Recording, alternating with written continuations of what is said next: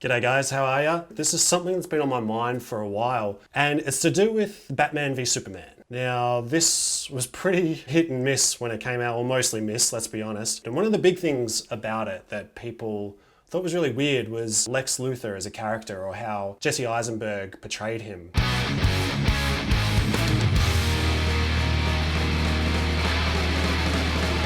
Lex reminded me more of the Joker than he did of Lex Luthor. He just wants chaos. He'd be a half-decent Joker, you're right. He's a terrible Lex Luthor. I don't know if anyone's ever come out to take credit or blame. He just imbued it with these really weird tics. Just made him feel really silly. I remember the very first time the trailer came out that sort of showed him, and they have that scene where he's first saying g'day to Clark Kent and Bruce Wayne and the same thing, and don't pick a fight with this person. Bruce Wayne meets Clark Kent. I love it. I love bringing people together. How are we? Lex. Hi, hello, Lex. It is a pleasure. Ow, wow, that is a good grip. You should not pick a fight with this person. I remember everyone just thinking, what the hell is going on? And then when the movie came out, it was just that, but quite a lot worse. Ahoy, ahoy. True! No. I'll learn. Ding, ding, ding, ding, ding, ding, ding. That is silly.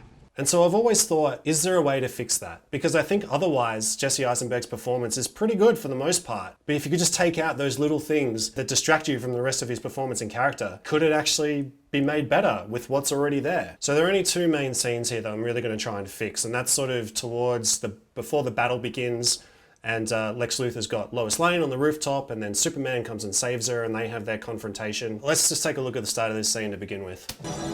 Laying low in the morning. Low line slacks. Lois Lane.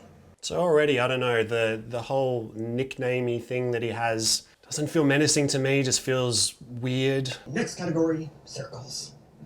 Round and round and round they go to find Superman. Wrong category, boy. No, triangles. Yes, Euclid's triangle inequality. So, that bit there, like you can't even understand what he's saying for the good portion of it. He's talking about circles and then he's like, no triangles. You can't hear him. You can't understand what he's saying. There's a pretty little road. Can call Lois Lane. Good, so that's the first scene I want to sort of look at. Get rid of those first little nicknames in the beginning. A couple of his little Get rid of his little maniacal rant about circles and triangles towards the end where you can't even understand what he's saying half the time. And then that's pretty good for that scene.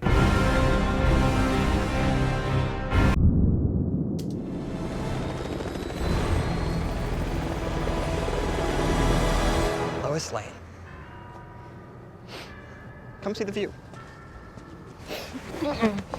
Now the secret to the height is the building material. It's light metals, which sway a bit in the wind.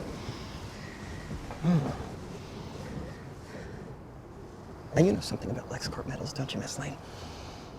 I've proven what you've done. Unfortunately, that will blow away.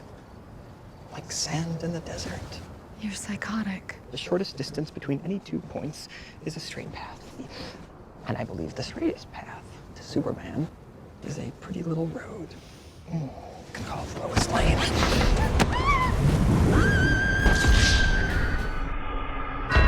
Okay, so I got rid of some of the extra stuff in the beginning and I got rid of his little quirks throughout. But the biggest change probably to that scene is that I got rid of all of that content from him about categories and circles and triangles, blah, blah, blah, blah, blah. I don't feel like it helps his character along. I mean, he's here with a purpose. He's here to get Superman up there. So why waste time? Just push her over the edge already and get it over and done with. So even though the cut from you're psychotic to the shortest distance doesn't really quite work, it feels like it's missing something in between, but I still feel like it works better than what it was before because he's getting straight to the point. So let's take a look at the next part of this scene where Supes shows up. Boy, do we have problems up here. Even in the, it can't be just, boy, we have problems up here. He has to go, like he's a fucking crack addict or something. It just, I just don't get. Whose choice was this for the performance? Jesse's? Did Zach make him do it? Did the writers think that it was clever or interesting? I don't know. but it didn't work. Anyway, let's continue. They need to see the fraud you are. With their eyes. The blood on your hands. What have you done? And tonight, they will. You're standing face to face with the world's most powerful man, and you sound like a child. Fucking weird, man. Black and blue. Fight night. The greatest gladiator match in the history of the world. God versus man. Day versus night. Apart from the, immaculately timed thunder and lightning in the background, I don't like the way he's building it up like he's hosting a pay-per-view fight. Look at Randy Orton slithering. Watch out, watch out, watch out, watch out! If you're watching this movie already, you've been watching it for 2 hours and you haven't got to Batman v Superman yet, which is why everyone is here. And you're wasting time with the prelude, with this just superfluous dialogue. So I think we can work with that. You think I'll fight him for you? Yes, I do. I think you will fight for that special lady in your life. She's safe on the ground. How about you? Close. The line has always bothered me. She's safe on the ground. How about you? She's safe on the ground. How about you? What's he talking about? How about you what? How about you are safe on the ground? How about you aren't safe, not on the ground? Well, you got me. By all accounts, it doesn't make sense. So I'm going to get rid of that as well. Every boy's special lady is his mother. Now, I know in this next bit, there's quite a few of his little mannerisms, so let's just listen close. Martha, Martha, Martha. The mother of a flying demon must be a witch. The punishment for witches, what is that? That's right. Death by fire. Death by fire.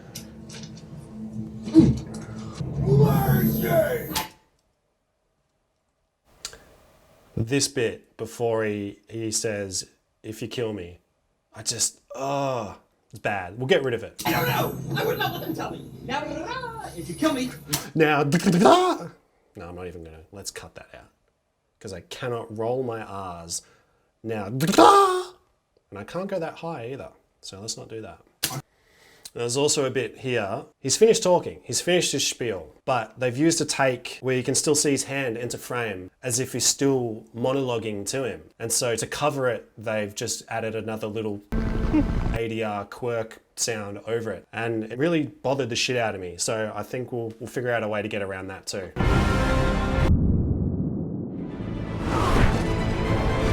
Boy, do we have problems up here. The problem of evil in the world. The problem of absolute virtue. I'll take you in without breaking you, which is more than you deserve. The problem of you on top of everything else. You above all. Because that's what God is. Horus, Apollo, Jehovah, Kal-El, Clark, Joseph, Kent. See, what we call God depends upon our tribe. Because God is tribal. God takes sides. No man in the sky intervened when I was a boy to deliver me from Daddy's fists and abominations. I figured out way back. If God is all powerful, he cannot be all good. And if he is all good, then he cannot be all powerful. They need to see the fraud you are. With their eyes. The blood on your hands. What have you done? And tonight, they will. Yes, because you, my friend, have a date. Ripe fruit, his hate. 2 years growing, but it did not take much to push him over, actually. And now, you will fly to him, and you will battle him to the death. Son of Krypton versus Bat of Gotham. You think I'll fight him for you? I think you will fight for that special lady in your life. She's safe on the ground. Close, but I am not talking about Lois. No. Every boy's special lady is his mother. Martha, Martha, Martha. Now the mother of a flying demon must be a witch. The punishment for witches, what is that? That's right, death by fire.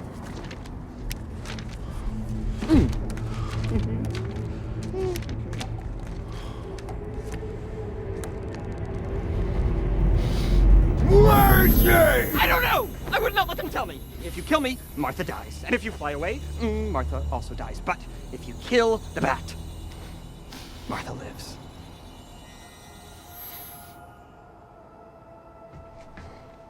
There we go. There we go. And now God bends to my will.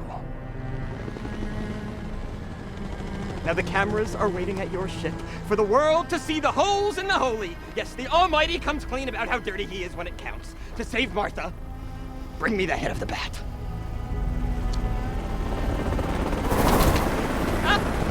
Mother of God! Would you look at the time?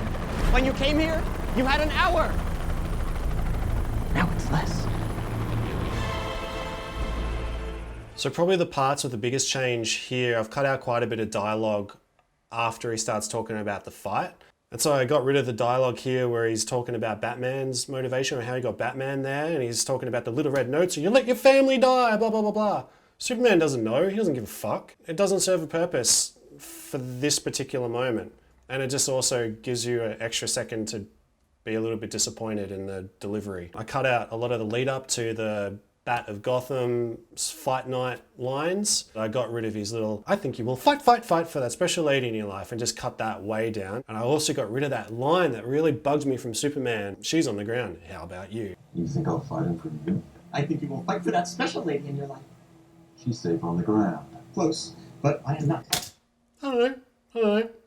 Call me crazy. Feel like it works a little bit better. And so this other moment that I was talking about where he uses his hand awkwardly in the cutaway, I've completely pulled one of his lines earlier so that it starts on his hand gesture, which you can see here. And now God bends to my will. Now the cameras are waiting at your ship for the world to see. Feel like it helps it a little bit, because otherwise he's just standing there waving his hand for no purpose. And look, it's something maybe not a lot of people would notice, but as an editor, I notice, and it bugs the shit out of me. You know, that's just like your opinion, man. This is stuff that I was able to do just with the final cut of the film. And if I was able to fix it up pretty quickly, I don't know what excuses there are for the final cut. But, you know, this film's a few years old now. I think people are mostly over it, but it was considered a bit of a tarnished legacy when they released it, and people weren't stoked on the film. I know it's pretty nitpicky to take a film after the fact and adjust it in this way, but I don't know, I just thought it would be a fun little project for myself. Thanks a lot for watching. I'll see you next time.